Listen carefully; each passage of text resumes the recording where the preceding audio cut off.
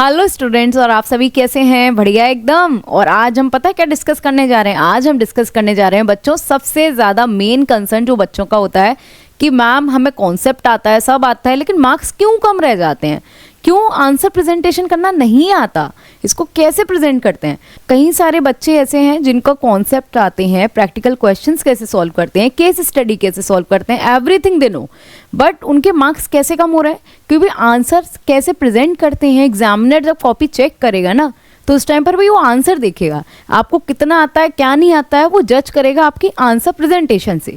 तो भाई अगर वो करेक्ट नहीं है तो भाई मार्क्स तो कम होंगे ही। तो आज आपके इस कंसर्न को दूर करने के लिए हम लेकर आए हैं एक सॉल्यूशन, जिसके लिए आपको वीडियो को लास्ट तक देखना पड़ेगा।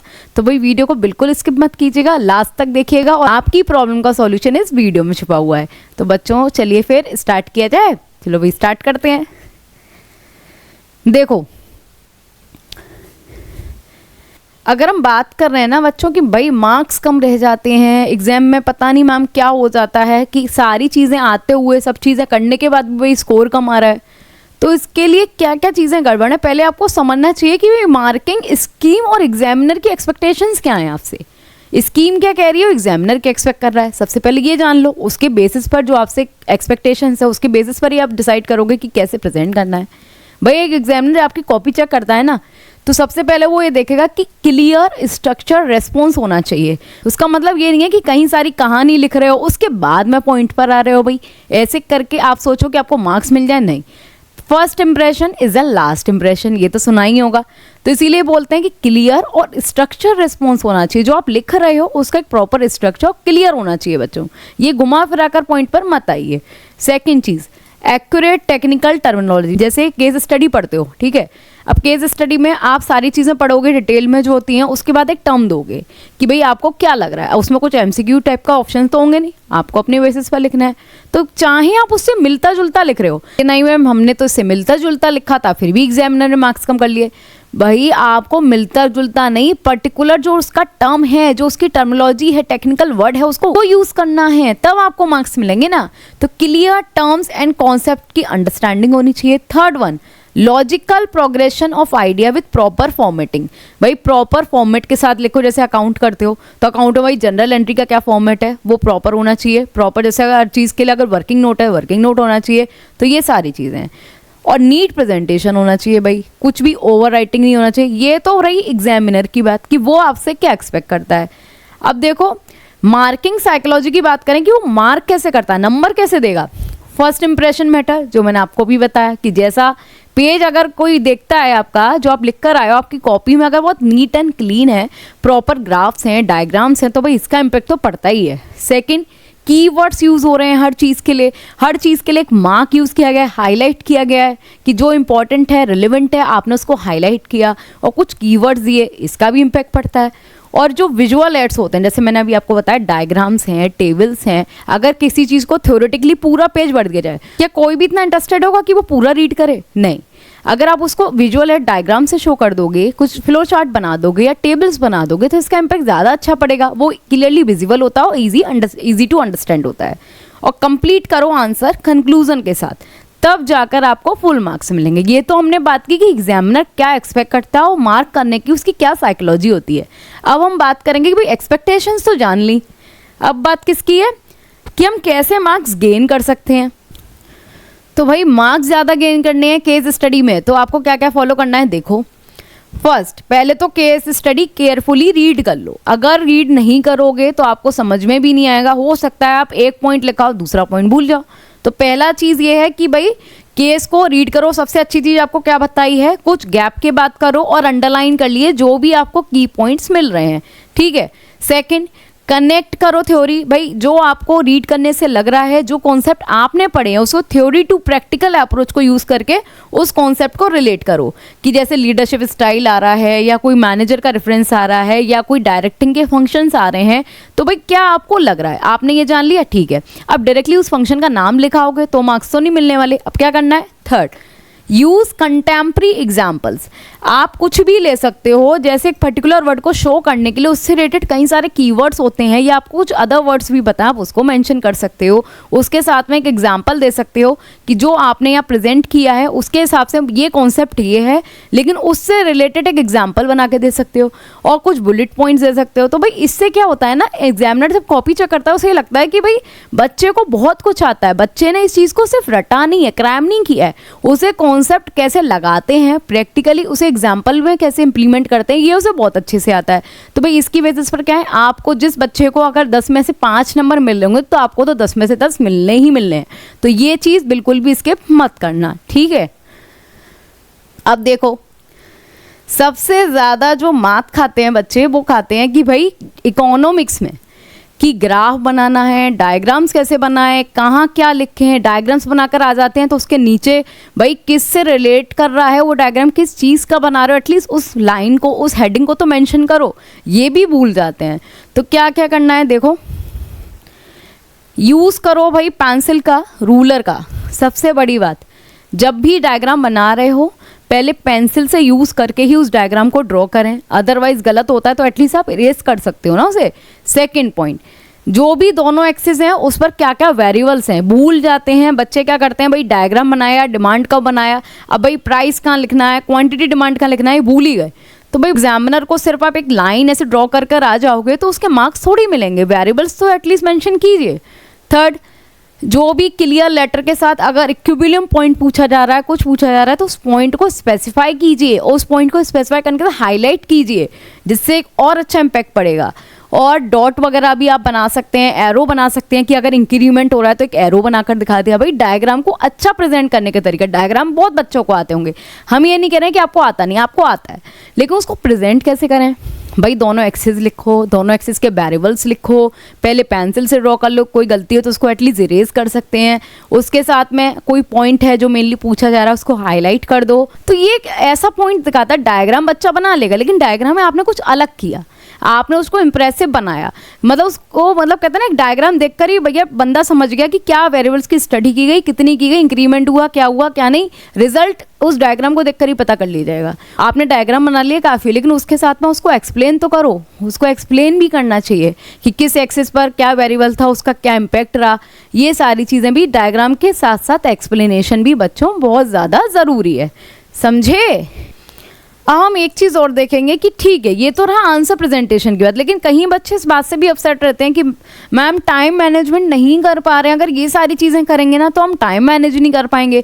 तो भाई घबराने की है क्या बात, टाइम तो आप पर 180 मिनट है, जिसका मतलब 3 घंटा तो बहुत है। अब कैसे मैनेज करोगे, देखो हम स्टार्ट करेंगे भी टाइम मैनेजमेंट क्वेश्चन के हिसाब से। देखो क्वेश्चन कैसे कैसे आते हैं बच्चों, एमसीक्यू आएंगे आपके में, लॉन्ग आंसर, शॉर्ट आंसर, यही सारे आते हैं।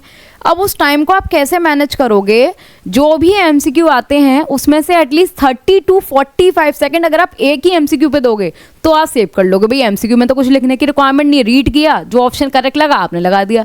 तो अगर ये सोच रहे हो कि एक ही एमसीक्यू को बार बार पढ़ने से उसका आंसर आ जाएगा, क्लिक कर जाएगा, तो भाई ऐसा भी नहीं होगा। तो 30 to 45 second I think enough है, जिस बच्चे को आता होगा वो ईजिली अटेम्प्ट कर लेगा। अब आगे देखो शॉर्ट आंसर, जो शॉर्ट आंसर है भाई उस पर 3 से 5 मिनट से ज़्यादा टाइम वेस्ट मत करो, 5 मिनट मैक्सिमम। लॉन्ग आंसर, भाई लॉन्ग आंसर होते हैं एटलीस्ट सबसे ज़्यादा, अगर बात करूँ अकाउंट्स में या इकोनॉमिक्स में, भाई ये लेते हैं सबसे ज़्यादा टाइम, क्योंकि कैलकुलेशन भी करनी होती है, साथ ही साथ आंसर प्रेजेंटेशन भी, सारी चीज़ें होती हैं, बच्चों का दिमाग घूम जाता है कि क्या करें। तो उस पर बच्चों 12 से 18 मिनट दीजिए, सबसे ज़्यादा मार्क्स भी आप लॉन्ग आंसर से गेन कर सकते हो और एमसीक्यू से भी सबसे ज़्यादा। तो पहले एमसीक्यू कर लो ताकि अगर बहुत जल्दी हो जाएंगे, फिर लॉन्ग आंसर कर सकते हो। लॉन्ग आंसर भाई सबसे ज़्यादा टाइम टेकिंग होते हैं, तो सबसे पहले तो जो आए पहले वो करो, उसके बाद में जो नहीं आ रहा है उसको बाद में करना है, क्योंकि जो नहीं आ रहा उसके बारे में अपसेट होकर या उसमें दिमाग लगाने से अच्छा है कि पहले जो आता है उसे सॉल्व कर लेते हैं। लेकिन टाइम आप ऐसे मैनेज करोगे, जैसा भी मैंने बताया एमसीक्यू के लिए, शॉर्ट आंसर्स के लिए कितना चाहिए और लॉन्ग आंसर्स के लिए लास्ट टू लास्ट 20 मिनट्स, मतलब 15 to 20 मिनट से ज़्यादा बच्चों आपको नहीं देना है लॉन्ग आंसर पर, तभी आप सॉल्व कर पाएंगे। और सबसे इंपॉर्टेंट बात, बच्चे क्या करते हैं, क्वेश्चन पेपर मिला डायरेक्टली पहला क्वेश्चन रीड किया और करना स्टार्ट कर दिया, भाई ये एक सही स्ट्रैटेजी नहीं है। ठीक है, हो सकता है अगर आप क्वेश्चन पेपर पूरा रीड करो तो उसमें से कुछ क्वेश्चंस आपको आए नहीं है, लेकिन उससे डिमोटिवेट होने की रिक्वायरमेंट नहीं है भाई। पहले एटलीस्ट ये तो समझ लो कि क्वेश्चन पेपर का लेवल क्या है, आप उसमें से कितने क्वेश्चंस पहले अटेम्प्ट कर पा रहे हैं। हो सकता है जिसको आप पहले अटेम्प्ट कर रहे हो, पहला क्वेश्चन रीड करके, हो सकता है वो आपको आता ही ना हो, और पहले में भाई दिमाग घूम गया, डिप्रेस्ड हो गए, समझ नहीं आ रहा, लास्ट के भी सारे खराब कर दिए। तो ये सब नहीं करना है। पहले ये देख लो कि पूरा क्वेश्चन पेपर रीड करने के लिए 15 मिनट लो एटलीस्ट, भाई टाइम बहुत है, 15 मिनट लो, उसे रीड करो, समझो कि पहले क्या आ रहा है, उसके बाद मुझे क्या आ रहा है, तो पहले एटलीस्ट जो आ रहा है पहले वो करो, उसके बाद लास्ट में जो नहीं आता है उस पर काम करो, ठीक है। इस छोड़ना कुछ भी नहीं है, करके ज़रूर आना है, ठीक है। आगे अगर आप क्वेश्चन के हिसाब से टाइमिंग सेट रखोगे, 15 मिनट पहले रीड करोगे, फिर सॉल्व करोगे, उसके बाद लास्ट में बच्चों 15 या 20 मिनट्स रखिएगा रिव्यू करने के लिए कि कहीं कुछ क्वेश्चंस स्किप तो नहीं कर दिए हैं या किसी में कोई गलती तो नहीं है। एटलीस्ट आंसर देख लेते हैं कि आंसर में कहीं मिस्टेक तो नहीं है, आंसर प्रॉपर तरीके से लिखा है नहीं लिखा है, या उसमें कुछ भी ऐड ऑन कर सकते हैं या नहीं, या कुछ पॉइंट ऐसा तो नहीं है जो रह गया है जो पूछा गया है क्वेश्चन में। तो ये सब देखने के लिए एटलीस्ट 15 मिनट रख, ताकि आपके ऊपर कोई प्रेशर ना रहे और आप एटलीस्ट देख पाओ कि भाई कुछ रह तो नहीं गया। कहीं बच्चे जल्दबाजी में भाई लगे हुए हैं कि नहीं क्वेश्चन सॉल्व करना है करना है करना है, और भाई हो सकता है क्वेश्चन में पूछे गए थे 3 पॉइंट्स, आप सिर्फ 1 पॉइंट का आंसर लिख कर आए, 2 भूल गए। तो इसके लिए 15 मिनट लास्ट के लिए बचा के रखो, 15 मिनट पहले के, अब बचा 2.5 घंटा जिसमें आप प्रॉपर तरीके से, मुझे नहीं लगता कि 2.5 घंटा कम है, जिसमें आप एमसीक्यू सॉल्व कर लोगे और लॉन्ग आंसर और शॉर्ट आंसर, ठीक है। ये रहा टाइम मैनेजमेंट बच्चों आपका। अब बताएंगे कुछ कॉमन मिस्टेक जो आप हमेशा करते हैं, जो एग्जाम में आपको हमेशा अवॉइड करनी है during the answer presentation. First mistake, eligible hand writing. भाई हैंड राइटिंग ऐसा तो हो कि जिसे एग्जामिनर रीड कर पाए, कुछ भी लिख कर आ रहे हो, कितना भी आपको आता है, जब आप उसे एग्जामिनर उसे पढ़ ही नहीं पा रहा है तो आपको क्या मार्क्स देगा, कुछ भी नहीं। तो भाई एटलीस्ट राइटिंग सही लिखो, नीट एंड क्लीन लिखो। हो सकता है ज़्यादा अच्छा नहीं है, मेरा भी अच्छा नहीं है, ऐसी बात नहीं, लेकिन एटलीस्ट कुछ ऐसा तो लिखो बच्चों जो समझ में आ सके, और उसमें ओवर राइटिंग ना हो कि मतलब दे ना दो, उसमें कट लगे हुए हैं, क्वेश्चन लिखा है, अब आंसर करते हैं कुछ बच्चे, उसमें क्या है जैसे एक स्टेप गलत हो गया, वहीं क्रॉस लगा दिया। हो सकता है आपका वो छोटा क्रॉस बड़ा क्रॉस वो एग्जामिनर ये समझे कि भाई पूरा ही गलत है, वो आपका क्वेश्चन ही चेक ना करे। तो ये सब चीज़ों का ध्यान रखो, राइटिंग प्रॉपर होना चाहिए। Second point, missing question number. Always right the question number. कोई भी आप आंसर कर रहे हैं, ये नहीं है कि आंसर लिखकर छोड़ दिया, अब यही नहीं पता चला फर्स्ट है सेकंड है थर्ड है, कौन सा अटेम्प्ट किया है भाई। तो उसके लिए भाई आंसर के साथ उसका नंबर भी ज़रूर मेंशन करो कि किस क्वेश्चन का आप आंसर कर रहे हो। कई सारी जगह यही होता है कि एग्जामिनर यही नहीं समझ पा रहा, ऐसा होता है ना कि 3 क्वेश्चन है, आपको थर्ड पहले आ रहा है, आपने थर्ड कर लिया, तो क्वेश्चन का नंबर ही मेंशन नहीं करोगे तो भाई एग्जामिनर तो यही समझेगा ना कि आपने फर्स्ट क्वेश्चन अटेम्प्ट किया है, तो वो पूरा कट कर देगा। थर्ड चीज़, कीवर्ड्स को इग्नोर मत कीजिए, कीवर्ड्स जरूर लिखिए, चाहे वो अकाउंटिंग हो, चाहे वो बिजनेस स्टडी हो, चाहे वो इकोनॉमिक्स हो। जो कीवर्ड्स जो हाईलाइटिंग पॉइंट्स हैं उनको मेंशन करना मत भूलो, ये आपके मार्क्स को बहुत ही ज़्यादा इंक्रीज कर सकता है। इनकम्प्लीट आंसर, कोई भी आंसर अगर आप कर रहे हो उसका कोई कंक्लूजन ही नहीं दिया है, फाइनल पॉइंट क्या है, आउटकम क्या है, यही मिसिंग है। तो अगर आप सोच रहे हो कि आपको पूरे मार्क्स मिल जाएंगे या ज़्यादा मार्क्स मिल जाएंगे कुछ भी लिखने से, ऐसा बिल्कुल भी मत सोचना, ऐसा नहीं हो सकता। हर चीज़ का एक स्ट्रक्चर होता है, इंट्रोडक्शन फेज, जिसमें आप इंट्रो करते हो उस चीज़ को कि वो पर्टिकुलर है क्या, ठीक है, मतलब कहते हैं ना क्या, व्हाट इज, इसका आंसर करते हो।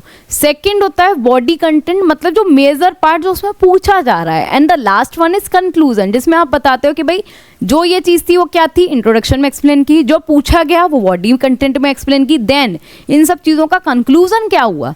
भाई फाइनल आंसर के साथ एक कंक्लूजन पॉइंट लिखा होगे ना, तो उसका तो भाई बेनिफिट आपको मिलना ही मिलना है। लास्ट बच्चों, ऐसा भी मत करना, कहीं सारे बच्चे क्या करते हैं एक ही क्वेश्चन में अपनी पूरी जान लगा देते हैं। अगर थ्योरी क्वेश्चन है इतना लेंथी बना देते हैं, उन्हें लगता है कि अगर एक क्वेश्चन 7 पेज का लिख लिया तो भाई नंबर मिल जाएंगे। हो सकता है अगर एक क्वेश्चन में 7 पेज लिख रहे हो, दूसरे तीसरे में इतने नहीं कर पाओगे क्योंकि इतना टाइम नहीं बचेगा। तो भाई अगर एक एग्जामिनर चेक कर रहा है, अगर 7 पेजेस का आपका हर क्वेश्चन है, लॉन्ग आंसर की बात करें, लॉन्ग क्वेश्चन की बात करें, तीनों है, तो भाई नंबर मिल जाएंगे। लेकिन इतना टाइम तो होता नहीं है। वो बात अलग है आपकी स्पीड बहुत अच्छी हो लिखने की, तो बात अलग है। लेकिन अगर जिसकी नहीं है, वो ये सोच रहा है एक ही क्वेश्चन में घुसे पड़े हुए हो कि 7-7 पेज लिखते जा रहे हो, तो आपको ज़्यादा नंबर दे देगा। तो भाई वो कंपेयर करेगा, क्योंकि तीनों क्वेश्चंस एक जैसे ही मार्क्स के होंगे और एक ज़्यादा का है एक कम है, तो उस बेसिस पर मार्क्स देगा। तो भाई मार्क्स बिल्कुल ही नहीं है, डूब जानी है। तो ये तो बिल्कुल नहीं करना है। हर एक बैलेंस बनाकर रखो। ज़्यादा लिखना, इरिलेवेंट लिखना, इससे कोई मार्क्स नहीं मिलते हैं। नंबर ऑफ पेजेस से मार्क्स नहीं मिलते हैं। जो लिखो रिलेवेंट लिखो, कॉन्सेप्ट से रिलेटेड लिखो और अच्छा लिखो। तो ये स्ट्रैटेजी थी आंसर प्रेजेंटेशन की, इसको ज़रूर से फॉलो करना एग्जाम में। तो ऐसा हो ही नहीं सकता भाई हमारी क्लास के बच्चे 95% से कम लेकर आ पाएँ। तो हम तो यही आशा करते हैं कि आप लोग काफ़ी अच्छा स्कोर करो। इस तरीके से ही और भी टिप्स एंड ट्रिक्स के लिए आप क्या कर सकते हैं, हमारे चैनल स्टूडेंट जंक्शन को फॉलो करिए, बेल आइकन को प्रेस कीजिए ताकि आपको डेली बेसिस पर नोटिफिकेशन मिल सकें। मिलते हैं बच्चों फिर नेक्स्ट सेशन में एमसीक्यू सीरीज़ के साथ। Thank you.